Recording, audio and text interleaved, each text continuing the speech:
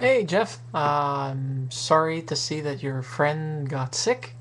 Unfortunately, yes, alcohol will do that in great quantities. But there's nothing worse than hearing somebody who gets sick in regards to, well, I'll call it alcohol poisoning because that's the way your body's reacting. I'll come back to that in a moment because I've got a funny story I want to annex to yours. As to you being in the band, it's a pity that you didn't continue with the passion, but then again, you haven't really talked about it in your vlogs, or at least not the ones I've started watching from to now.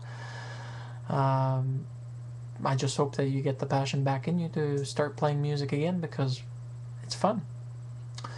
As for alcohol sickness, unfortunately, I was at university, and here's a story that may make your friend's sickness look like nothing.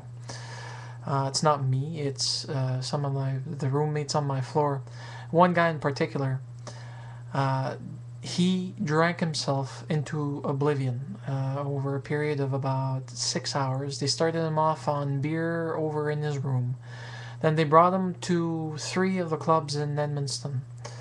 And they had him drink more and more and more. And he just kept on drinking. He, curiously enough, did not fall sick during the evening or during the few hours just before bed. For his bed, I think he went to bed at about 6 or 7 a.m. The only thing I do know is that he paid for it in spades. He ended up being sick for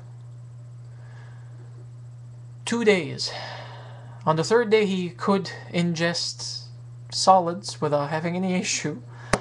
But unfortunately for him, his sickness, his nausea, and unfortunate vomiting was always preceded by him burping.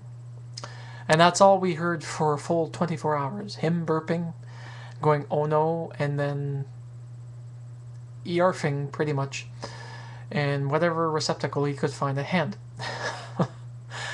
He was so sick that he actually commissioned one of us to actually go to the local Sobeys to buy him a can of apple juice so he could water it down with 3/4 of water per glass.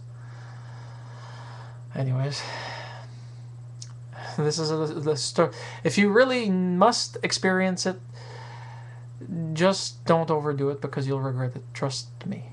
Anyways, have a nice one, Jeff.